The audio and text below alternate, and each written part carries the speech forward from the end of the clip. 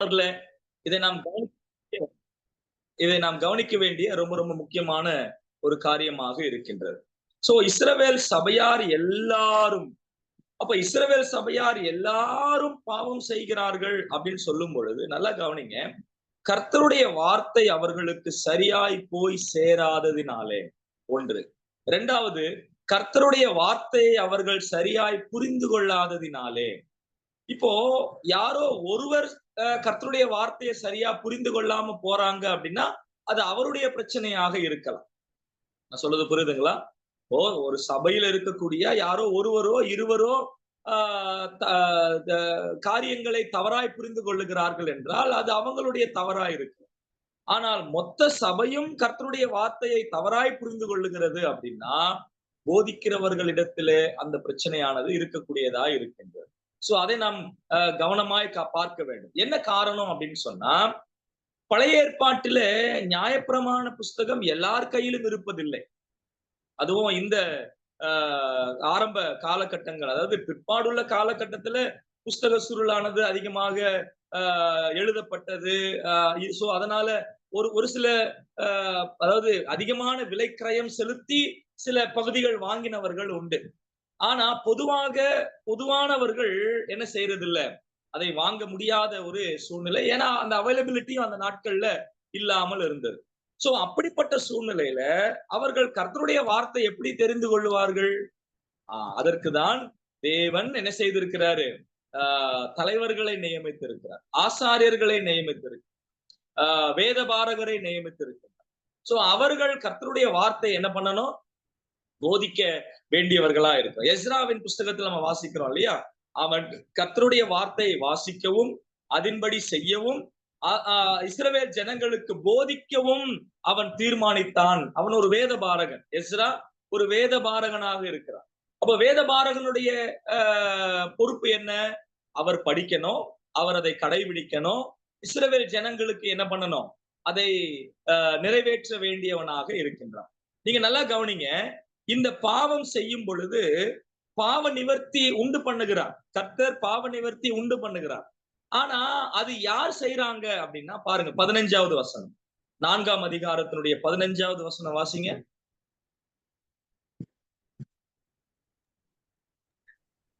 சபையின் மூப்பர் கர்த்தருடைய சந்நிதியில் தங்கள் கைகளை அதன் தலைமேல் வைக்க கடவர்கள். பின்பு கர்த்தருடைய சந்நிதியில் அந்த காளையை கொள்ள வேண்டும். ஓகே, அங்க நீங்க கவனிங்க. சபை மொத்தமா இஸ்ரவேல் சபையார் எல்லாரும் பாவம் பண்றாங்க. ஆனா அந்த கைகளை வைக்கும் பொழுது, பாவத்தை சுமத்தும் பொழுது யாருக்கு சொல்றாரு கர்த்தர்? சபையினுடைய மூப்பருக்கு சொல்லுகின்றார். சோ அவர்கள் வந்து என்ன செய்யறாங்க? மொத்த இஸ்ரவேலுடைய பாவத்தையும் என்ன பண்றாரு? அவங்க அந்த பலி செலுத்தப்படக்கூடிய காளையின் மேலே தங்களுடைய பாவத்தை சுமத்துகிறதை நாம் அங்கே பார்க்கணும். அப்போ அதனுடைய காரணம் என்ன? They are the representatives of the whole congregation. மொத்த சபைக்கான பிரதிநிதிகளாக யார் இருக்கிறாங்க? இந்த சபையினுடைய மூப்பர்கள் இருக்கிறதாக நாம் அங்கே பார்க்கின்றோம். அப்போ அவர்களை நல்வழிப்படுத்துகிறதும் சரி, அவர்களை வழிவிலகி போகிறதற்கான ஆலோசனைகளை கொடுக்கிறதும் யாருடைய கையில இருக்கு? இந்த மூப்பருடைய கையில இருக்கிறது என்பதை நாம் கவனிக்க வேண்டியவர்களா இருக்கிறோம். எபிரேயர் எழுதும் பொழுது அங்க ஒரு காரியத்தை எபிரேய எழுத்தாளர் சொல்லுகிறதை நாம் அங்கே பார்ப்போம். பாருங்க, எபிரேயர் 13ஆம் அதிகாரத்துல அதாவது விசுவாசிகளுடைய கண்ணோட்டத்திலிருந்து அங்க எழுதப்படுகிறது. ஆனா அங்கே சபையை நடத்துகிறவர்களுடைய பொறுப்பு என்ன என்பது அங்கே சொல்லப்படக்கூடிய வார்த்தையா இருக்கிறது. 13ஆம் அதிகாரம் 17வது வசனம். 17வது வசனம். உங்களை நடத்துகிறவர்கள் உங்கள் ஆத்துமாக்களுக்காக உத்தரவாதம் பண்ணுகிறவர்களாய் ஆனபடியால் அவர்கள் துக்கத்தோட அல்ல சந்தோஷத்தோட அதை செய்யும்படி அவர்களுக்கு கீழ்ப்படிந்து அடங்குங்கள். அவர்கள் துக்கத்தோட அப்படி செய்தால் அது உங்களுக்கு பிரயோஜனமா இருக்க மாட்டாதே. ஓகே, இங்கே விசுவாசிகளுடைய கண்ணோட்டத்திலே சொல்லப்பட்டிருக்கு. அதாவது விசுவாசிகள் என்ன செய்யணும்னு சொல்லப்பட்டிருக்கு. ஆனா அதுக்கு முன்னாடி நடத்துகிறவர்களுடைய நிலை என்ன என்பது இங்க சொல்லப்பட்டிருக்கு. நடத்துகிறவருடைய நிலை என்ன? அங்கே வாசிக்கிறோம். உங்களை நடத்துகிறவர்கள் அப்படின்னா they should lead the congregation. So மூப்பர்கள் சபையை என்ன பண்ணணும்? லீட் பண்ண வேண்டும், நடத்த வேண்டும். அப்போ சபை என்ன செய்யணும், என்ன செய்யக்கூடாது என்பது தேவனுடைய சமூகத்திலே அவர்கள் காத்திருந்து என்ன பண்ணணும்?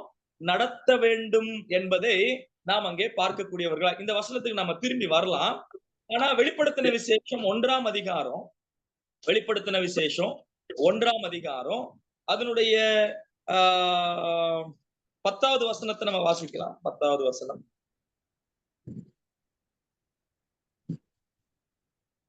ஓகே, 16வது வசனம். 16வது வசனம். வெளிப்படுத்தின விசேஷம் 1:16.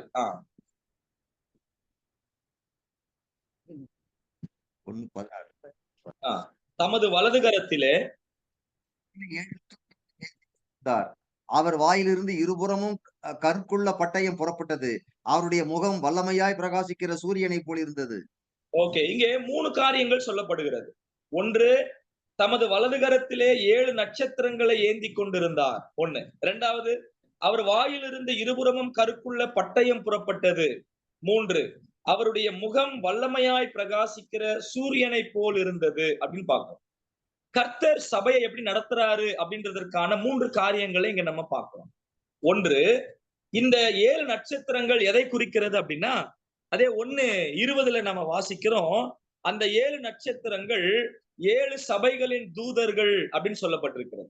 அப்ப அந்த தூதர்கள் எதை குறிக்கிறது? ஒவ்வொரு சபையினுடைய தூதனுக்கு நீ எழுத வேண்டியது அப்படின்னு ஒரு சபைக்கும் சொல்லப்பட்டிருக்கிறது. 2:1 எபேசு சபையின் தூதனுக்கு நீ எழுத வேண்டியது. அப்ப அந்த தூதன் அப்படின்றது யாரை குறிக்கிறது? சபையை நடத்துகிறவர்களை குறிக்கிறது. நல்லா கவனிங்க. சபையை நடத்துகிறவர்கள் எங்க இருக்கிறாங்க? கர்த்தருடைய வலது கரத்திலே இருக்கிறார்கள். சோ சபையை நடத்துகிறவர்கள் கர்த்தருடைய வலது கரத்திலே இருக்கிறார்கள். 1. அப்போ கர்த்தர் சபையை யாரை கொண்டு நடத்துறாரு? சபையை நடத்துகிறவர்களை கொண்டு, தேவ மனிதர்களை கொண்டு நடத்துறார். அப்போ சபையினுடைய மூப்பர்கள் கர்த்தரால் அதாவது நியமிக்கப்பட்டவர்களா இருப்பார்களானால், இந்த வார்த்தையை நாம கவனிக்க வேண்டியவர்களாக இருக்கின்றோம். சபையினுடைய தலைவர்கள் கர்த்தரால் நடத்தப்படுகிறவர்களாக, அதாவது கர்த்தரால் ஏற்படுத்தப்பட்டவர்களாய் இருப்பார்களானால் கர்த்தருடைய வார்த்தையின்படியாக நடத்துவார்கள். அதுதான் 2வது வாசிக்கிறோம். அவருடைய வாயிலிருந்து என்ன வருகிறது? இருபுறமும் கருக்குள்ள பட்டயம். அது எதை குறிக்கிறது? வேத வசனத்தை குறிக்கக்கூடிய வார்த்தை. அப்போ சபையை எப்படி நடத்துறாரு? 1, தேவ மனிதர்களை கொண்டு நடத்துறாரு. 2, கர்த்தருடைய வாய்ஸ் வரல. 3வது, அவருடைய முகம் என்று சொல்லி நாம் அங்கே பார்க்கிறோம். 16வது வசனத்துல அவருடைய முகம் என்று நாம் அங்கே பார்க்கிறோம். அவருடைய முகம் அப்படின்னு சொல்லும் பொழுது எதை குறிக்கிறது? அவருடைய பிரசன்னத்தை குறிக்கிறது. முகம், முகத்துல என்னெல்லாம் இருக்கு? கண்ணு இருக்கு, அவர் பார்க்கிறாரு. காது இருக்கு, அவர் கேட்கிறாரு. வாய் இருக்கு, அவர் பேசுறாரு. நான் சொல்றது புரியுதுங்களா? அப்போ முகம் அப்படின்றது அவர் பார்க்கிறாரு, கேட்கிறாரு, பேசுறாரு. அவருடைய பிரசன்னத்தை காண்பிக்கக்கூடிய ஒன்றாக இருக்கிறார். 1. 2வது, சூரியனை போல அப்படின்ற வார்த்தையை பார்க்கிறோம். இந்த சூரியன் அப்படின்றது எதை காண்பிக்கிறது அப்படின்னா, பகலை ஆள சூரியனை கர்த்தர் உண்டு பண்ணினார். அப்போ அது ஆளுகையை காண்பிக்கக்கூடியதா இருக்கின்றது. அப்போ ஒரு ஸ்தல சபையை எது ஆளுகை செய்ய வேண்டும்? கர்த்தருடைய முகம் ஆளுகை செய்ய வேண்டும். அப்படின்னா என்ன அர்த்தம்? கர்த்தருடைய பிரசன்னம் ஆளுகை செய்ய வேண்டும். எதை கொண்டு? தேவ மனிதர்களை கொண்டு, தேவனுடைய வார்த்தையை கொண்டு.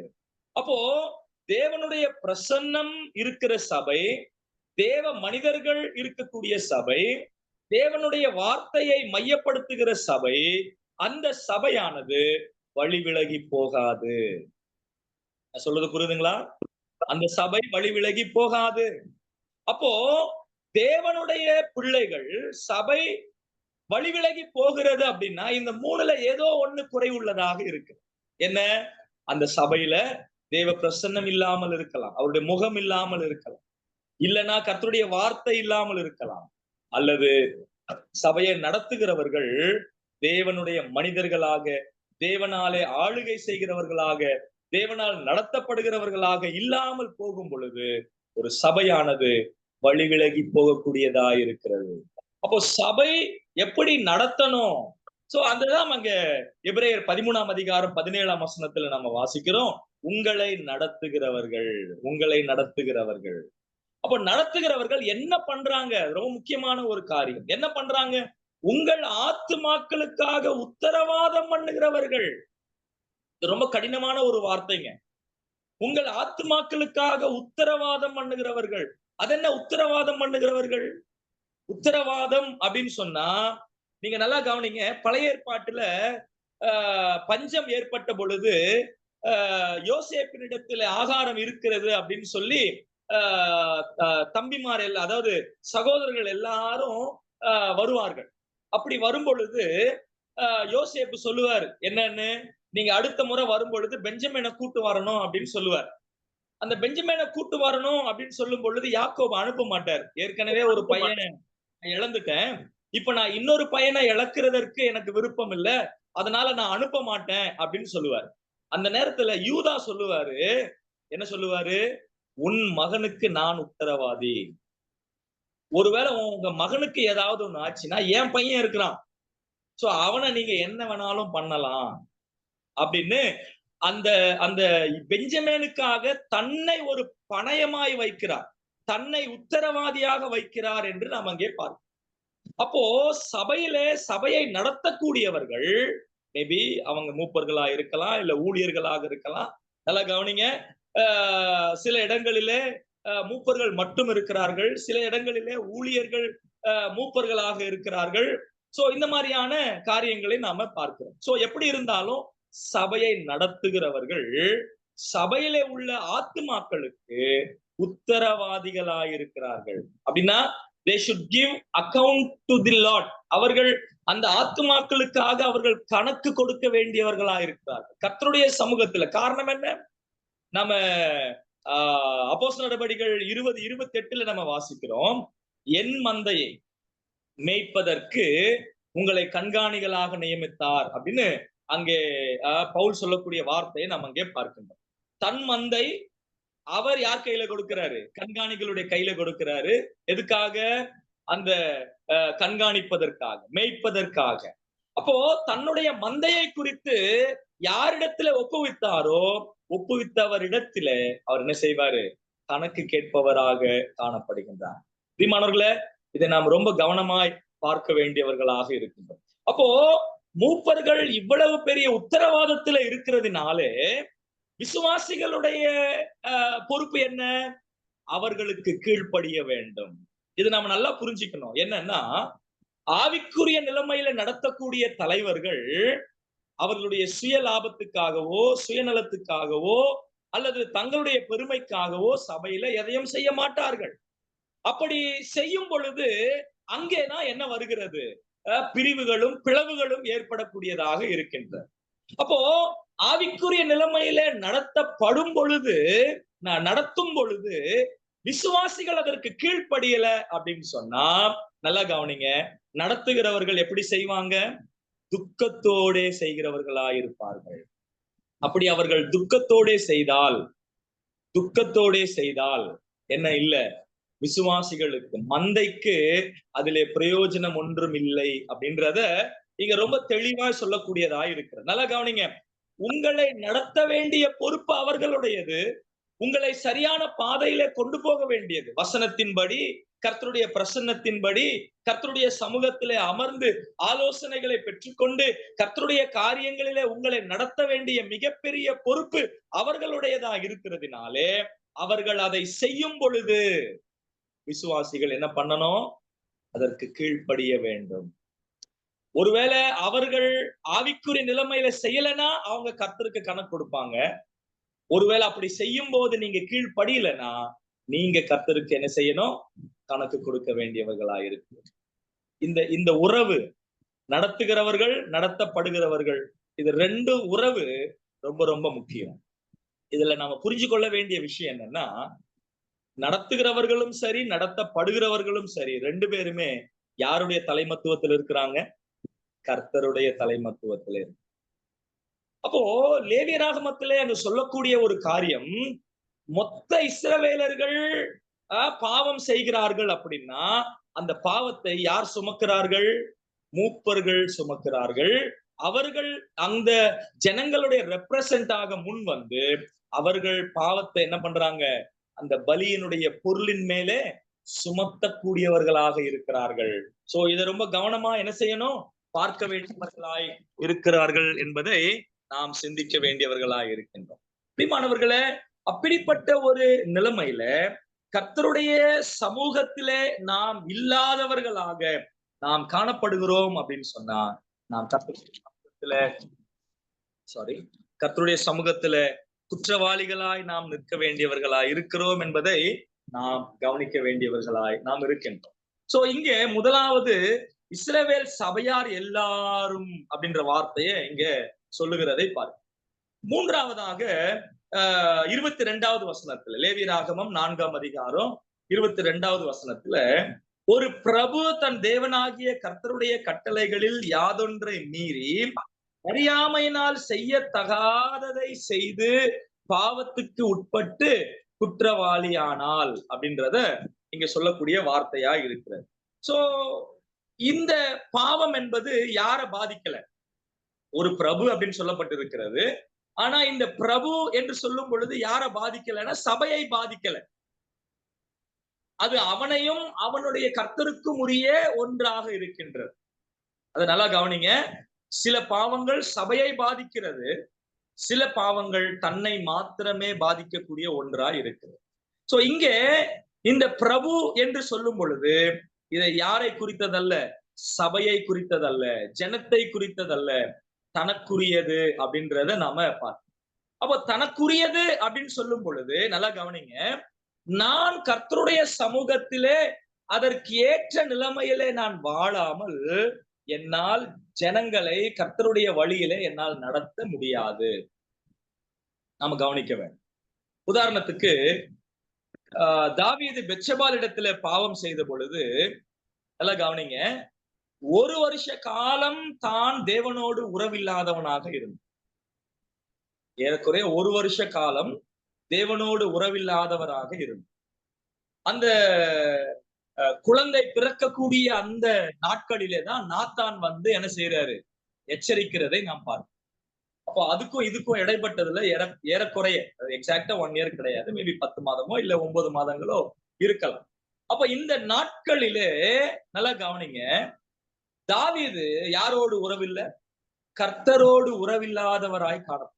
பாடல் பாடல, சங்கீதம் எழுதல, அவருடைய நிலையில அதாவது அவர் பாட்டுக்கு இருந்து கொண்டிருக்கிறதாக நாம் அங்கே பார்க்கணும். ஆனால் கர்த்தர் அதையும் என்ன செய்யறதில்லை, விட்டு விடுகிறதில்லை. கர்த்தர் அவருடைய தீர்க்கதரிசியை அனுப்பி அவருடைய பாவத்தை உணர்த்துகிறார் என்பதை நாம் பார்க்கக்கூடியவர்களாக நாம் காணப்படுகிறோம்.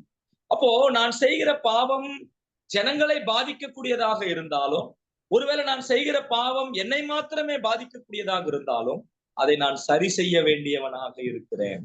இது 3வது காரியம். 4வது 27வது வசனத்துல, சாதாரண ஜனங்களில் ஒருவன் அறியாமையினால் கர்த்தரின் கட்டளைகளில் யாதொன்றை மீறி செய்யத்தகாததை செய்து பாவத்துக்குட்பட்டு குற்றவாளியானார். சோ இங்க சாதாரண ஜனங்களில் ஒருவன். சோ இதுவும் பர்சனல் பாவம், தனிப்பட்ட பாவம் என்று சொல்லி இங்கேயும் சொல்லப்படும். அப்போ இந்த 4 காரியங்களிலே 2 பகுதியா நாம பிரிக்கலாம். ஒண்ணு, நான் செய்யற பாவம் சமஸ்த சபையை பாதிக்கிறது, அது ஒரு வகை. 2வது, நான் செய்கிற பாவம் என்னை மாத்திரம் என்ன செய்கிறது, பாதிக்கக்கூடியதா இருக்கிறது. சோ இந்த 2 வகையில என்ன செய்யணும் பாருங்க. 14வது வசனம், 4ஆம் அதிகாரம் 14வது வசனம், அவர்கள் செய்த பாவம் தெரிய வரும்போது என்ன பண்ணணும், சபையார் அந்த பாவத்து நிமித்தம் ஒரு இளங்காளையை ஆசரிப்பு கூடாரத்துக்கு முன்பாக பலியிட கொண்டு வர வேண்டும். அடுத்தது 23ஆம் வசனம் வாசிக்கலாம். 23வது வசனம், தான் செய்தது பாவம் என்று தனக்கு தெரிய வரும்போது அவன் வெள்ளாடுகளில் இளங்கடாவை பலியாக கொண்டு வந்து அந்த கடாவின் தலை. 28வது வசனம் வாசிங்க. 28வது வசனம், தான் செய்தது பாவம் என்று தனக்கு தெரிய வரும்போது அவன் தான் செய்த பாவத்தின் நிமித்தம் வெள்ளாடுகளில் பழுதற்ற ஒரு பெண்குட்டியை பலியாக கொண்டு வந்து. ஓகே, இப்போ இந்த 3 இடங்களையும் நீங்க பார்க்கும்போது நல்லா கவனிங்க. sin has to be set right. பாவம் நிச்சயமாக என்ன செய்யப்படணும்? அது சரி செய்யப்பட வேண்டும். ஒருவேளை அறியாமையினால் செய்யப்பட்டது, ஆனால் அது பாவம் என்று தெரிய வரும்போது, அந்த வார்த்தை ரொம்ப முக்கியமான ஒரு அவன் பாவம், அவர்கள் செய்த பாவம் தெரிய வரும்போது, தான் செய்தது பாவம் என்று தனக்கு தெரிய வரும்போது, நல்லா கவனிக்கிறீங்களா? சபையாருக்கு சொல்லும் பொழுது புளூராலிட்டில சொல்லப்படுது, பன்மையில சொல்லப்படுகிறது. தனிப்பட்ட நபருக்கு சொல்லும் பொழுது சிங்குலர்ல, ஒருமையில சொல்லப்படுகிறது. அவர்கள் செய்த பாவம் தெரிய வரும்போது 23ஆம் வசனத்துல தான் செய்தது பாவம் என்று தனக்கு தெரிய வரும் பொழுது, அப்போ என்ன அர்த்தம்? எப்படி, அதாவது எந்த நிலையில பாவம் செய்யப்படுகிறதோ அந்த நிலையில அந்த பாவமானது என்ன செய்யப்படணும்? அது சரி செய்யப்பட வேண்டும். It has to be set. Sin has to be set right. பாவம் நிச்சயமாக என்ன செய்யப்படணும்? சரி செய்யப்பட வேண்டியதா இருக்கிறது. சரி செய்யப்படாத பாவம் என்று யாரிடத்திலுமே இருக்கக்கூடாது. அது நம்முடைய பரிசுத்தத்தை கெடுக்கக்கூடியதா இருக்கு. ஓகே, இது ஒரு புறம் இருக்க, இந்த இடத்துல நான் இன்னொரு காரியத்தை சொல்ல நான் விரும்புகிறேன். என்ன அப்படின்னா, பழைய ஏற்பாட்டிலே அறியாமையினால் பாவம் செய்தார்கள். ஆனால் என்ன நடந்தது? அவர்கள் செய்தது பாவம் என்று தெரிய வரும்போது அப்படின்ற வார்த்தையை நம்ம படிச்சோம். ஆனா புதிய ஏற்பாட்டுக்கு வரும் பொழுது நல்லா கவனிங்க. பழைய ஏற்பாட்டிலே அவர்களுக்கு கற்பனை, அதாவது கற்பனைகள் கற்பலகைகளிலே எழுதப்பட்டு கொடுக்கப்பட்டது. நான் சொல்றது புரியுதுன்னு நான் நினைக்கிறேன். பழைய ஏற்பாட்டிலே கற்பனைகள் பலகைகளிலே எழுதப்பட்டு கொடுக்கப்பட்டது. ஆனா புதிய ஏற்பாட்டிலே வரும் பொழுது கற்பலைகளிலே எழுதப்படவில்லை, மாறாக நம்முடைய இருதயங்களிலே எழுதி கொடுக்கப்பட்டது. ஒன்று. பழைய ஏற்பாட்டிலே ஆவியானவருடைய நிறைவு, ஆவியானவருடைய உள்வாசம் எல்லாருக்கும் இல்ல. ஆனா புதிய ஏற்பாட்டுக்கு வரும் பொழுது ஆவியானவருடைய உள்வாசம், ஆவியானவருடைய நிறைவு நமக்கு காணப்படுது. பழைய ஏற்பாட்டிலே நல்ல கவனிங்க, பிரமாணம் பிரமாணம் அது கற்பலை, ஜீவன் இல்லாதது. ஆனால் புதிய ஏற்பாட்டிலே ஆவியானவர் எனக்குள்ளாக வரும் பொழுது நான் என்ன பெற்றுக்கொள்கிறேன்? ஜீவனை பெற்றுக்கொள்கிறேன். இப்ப இந்த 3 காரியங்கள் நம்ம பார்க்கிறோம் இல்லையா? ஒன்று என்னது? இருதயத்திலே எழுதப்படுகிற கற்பனை. 2வது ஆவியானவருடைய உள்வாசம். 3வது நமக்குள் ஜீவன் உண்டாகிறது. அப்படின்னா என்ன அர்த்தம் அப்படின்னு சொன்னா, பழைய ஏற்பாட்டிலே அவர்கள் உட்கார்ந்து சோதிக்க வேண்டும். நான் பாவம் செய்தனா அப்படின்ற ஒரு சோதனை நடக்க வேண்டும். ஆனா புதிய ஏற்பாட்டுக்கு வரும் பொழுது நாம பாவம் செய்யும் பொழுதே நமக்கு தெரிய வேண்டும். நான் சொல்றது புரியுதுங்களா? நாம் பாவம் செய்யும் பொழுதே அது நம்மை உணர்த்த வேண்டும். உதாரணத்துக்கு ஒரு தொழுநோய் இருக்கிறவன் நடந்து போகும்போது அவனுடைய கால்களிலே முள்ளு குத்துனாலோ கால் குத்துனாலோ அவனுக்கு என்ன ஆகாது? உணர்வு இருக்காது. என்ன காரணம்? அவனுடைய கால்களிலேயும் கைகளிலேயும் என்ன இல்லாம போயிடும்? நமக்கு புரியுற மாதிரி சொல்லணும்னா சொர்ணம் இல்லாம போயிடும், ஜீவன் இல்லாம போயிடும்.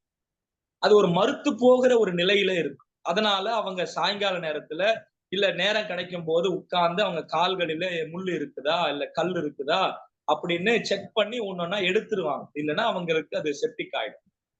ஆனா அந்த தொழுநோய் இல்லாதவனை நீங்க நல்லா பாருங்க, நடந்து போகும் பொழுது கல்லு குத்துனாலோ முள்ளு குத்துனாலோ என்ன ஆகும்? உடனே தெரியும். உடனே தெரியும். ஏன்? அவனுக்கு என்ன இருக்கு? ஜீவன் இருக்கின்றது.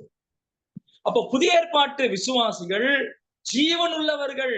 அவர்கள் பாவம் செய்யும் பொழுது ஆவியானவர் உள்ளே இருக்கிறாரு, வசனம் உள்ளே இருக்கின்றது, ஜீவன் உள்ளவர்களா இருக்கிறதுனாலே அவர்களுக்கு அந்தந்த நேரத்திலேயே அவர்கள் அறிய வேண்டும்.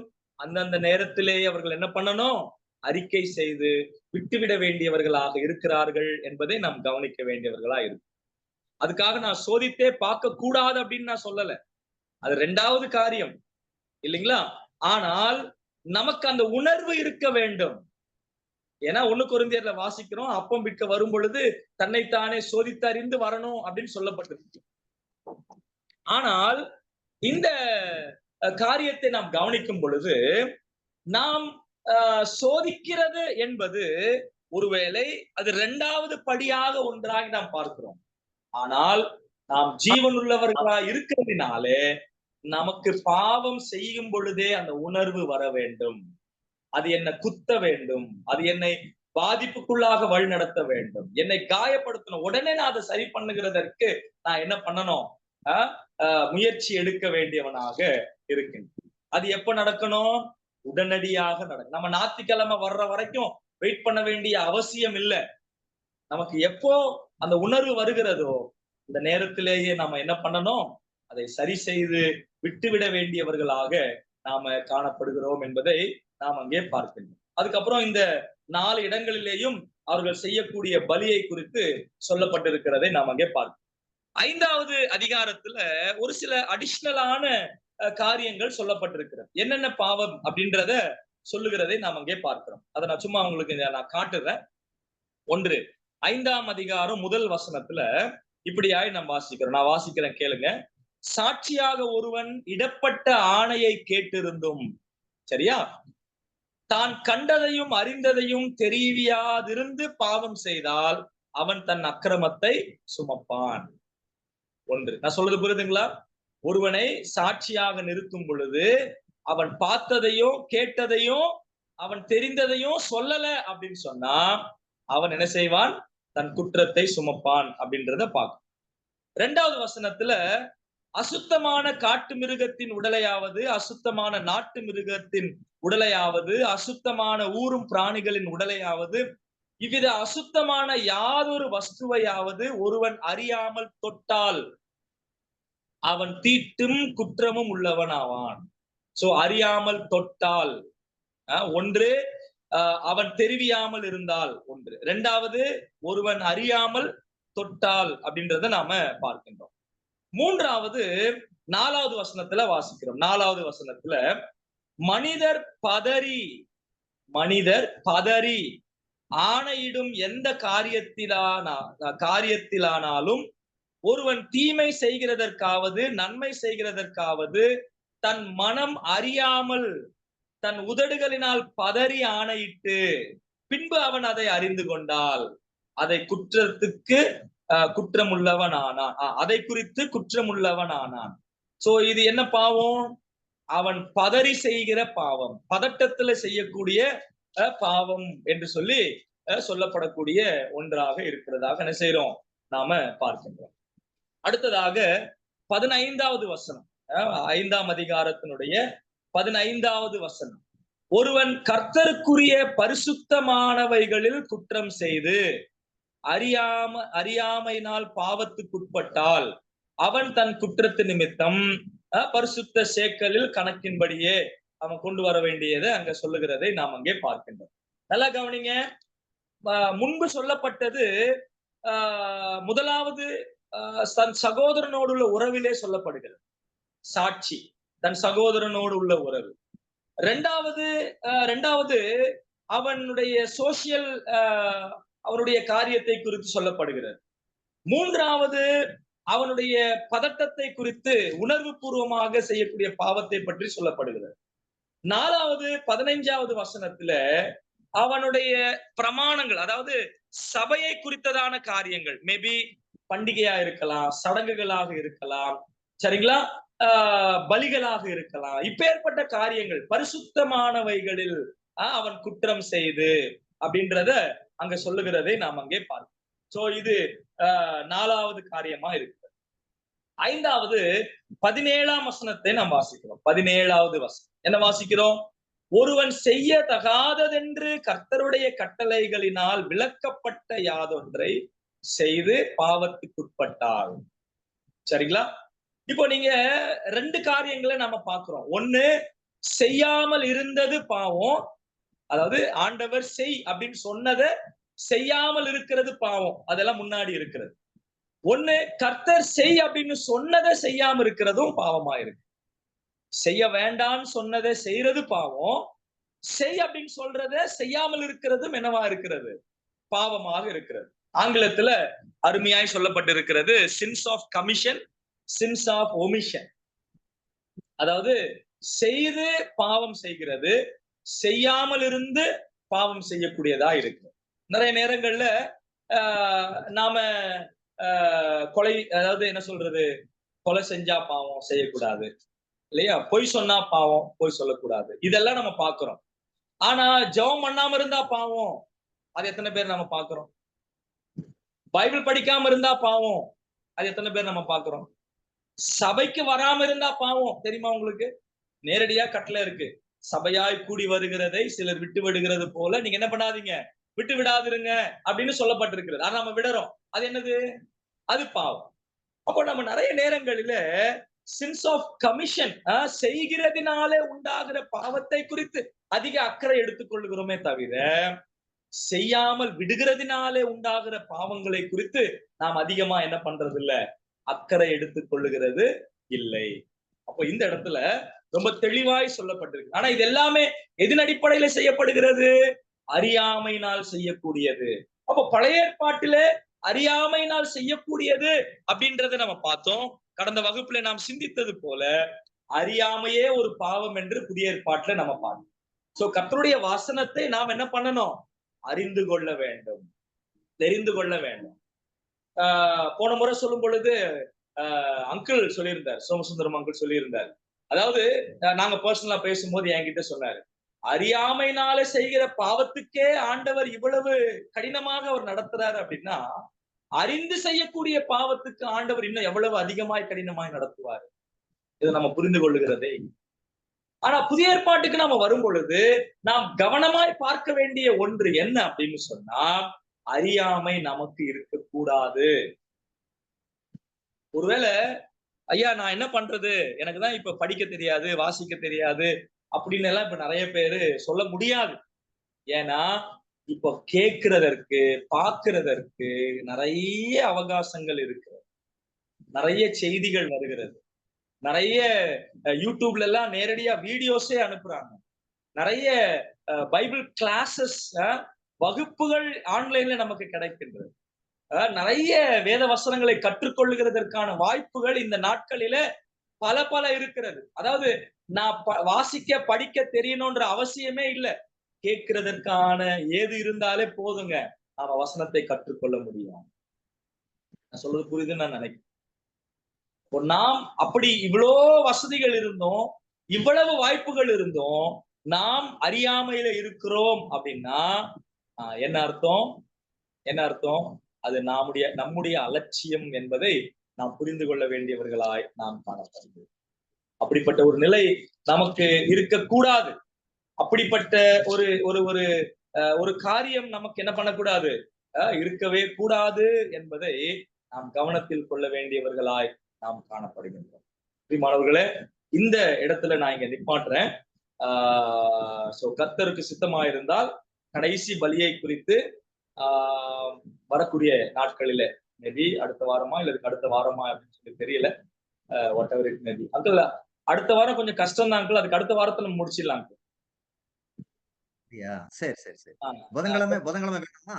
இல்ல புதன்கிழமை எல்லாம் பையன் பொண்ணு எல்லாரும் அனுப்ப வேண்டிய வேலைகள் எல்லாம் நிறைய இருக்கு, கொஞ்சம் முடியாது. அதுக்கு அடுத்த வாரத்துல நாம கம்ப்ளீட் பண்ணிடலாம், முடிச்சிடலாம்.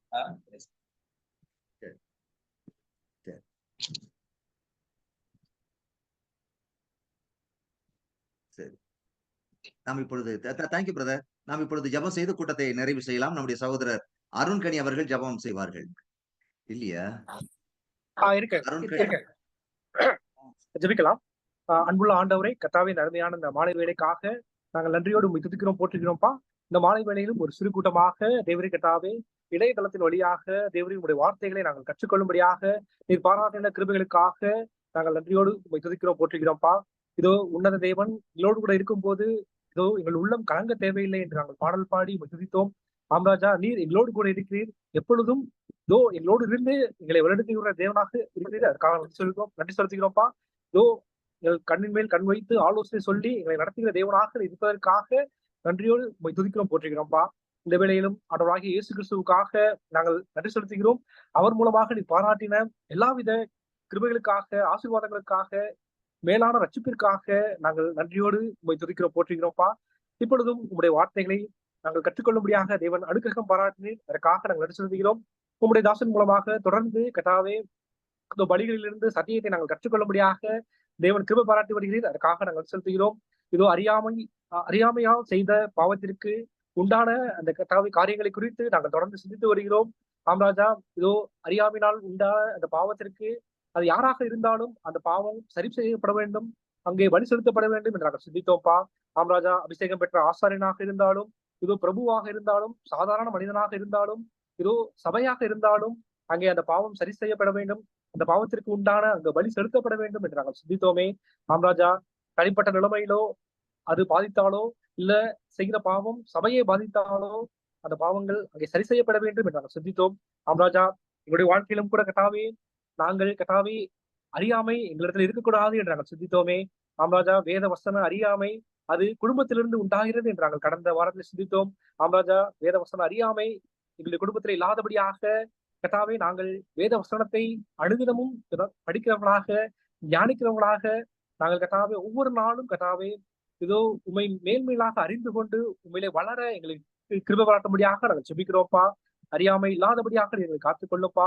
நாங்கள் பார்க்கும்போது பழைய ஏற்பாடு காலத்திலே இதோ கர்த்தாவே அந்த இதோ கற்பனைகளில் எழுதப்பட்டது, ஆனால் எங்களுக்கோ இருதயத்திலே நீங்கள் எழுதி கொடுத்திருக்கிறீர். அது மாத்திரமல்ல, பழைய ஏற்பாடு காலத்திலே இதோ பரிசுத்த ஆவியானுடைய உள்வாசம் இது ஒவ்வொரு இடத்திலும் இல்லை, ஆனாலும் எங்களுக்கோ நீங்க கர்த்தாவே பரிசுத்த ஆவியானுடைய உள்வாசத்தை நீங்க கொடுத்திருக்கிறீர். அது மாத்திரமல்ல, பழைய ஏற்பாடு காலத்துல அந்த ஜீவன் இல்லாது இருந்தது, இதோ எங்களுக்கோ நீ ஜீவனை கொடுத்திருக்கிறீரே. ராஜா, இதோ நாங்கள் உணர்வுள்ளவர்களாக நாங்கள் வாழ கிருபை பாராட்டும்பா. இதோ பாவம் செய்யும் போதே நீர் எங்களுக்கு உணர்த்தி இதோ எங்களை நீர் கர்த்தாவே வழிநடத்துகிறீர். அதை நாங்கள் உணர்ந்து உமக்குள்ளாக நாங்கள் பலப்பட எங்களுக்கு கிருபை பாராட்டும்படியாக நாங்கள் ஜெபிக்கிறோம்ப்பா. தொடர்ந்து கர்த்தாவே ஒவ்வொரு நாளும் கர்த்தாவே நாங்கள் உண்மையிலே வளர தேவன் கிருபை பாராட்டுப்பா. இதோ கர்த்தருடைய பிரசன்னம் நிறைந்ததாக, கர்த்தருடைய வார்த்தை நிறைந்ததாக, கர்த்தரால் ஏவப்பட்ட ஜனங்கள் இதோ உண்டான சபையானது இதோ அது எவ்வளவாக வளரும் என்று நாங்கள் சிந்தித்தோமே. அப்படிப்பட்ட நிலைமையிலே இதோ எங்களுடைய சபைகள் இருக்க தேவரை கிருபை பாராட்டும்படியாக நாங்கள் ஜெபிக்கிறோம்ப்பா. அருமையான காரியங்களை நீங்கள் கற்றுக் கொடுத்திருக்கிறீர். அதற்காக நாங்கள் நன்றி செலுத்துகிறோம்ப்பா. இதோ உடைய தாசனுக்காக நாங்கள் நன்றி செலுத்துகிறோம். தொடர்ந்து அவரை எடுத்து பயன்படுத்தும் ஊழிய பாதையில இன்னும் அதிகமாக எடுத்து அவர் பயன்படுத்தும்படியாக நாங்கள் ஜெபிக்கிறோம்.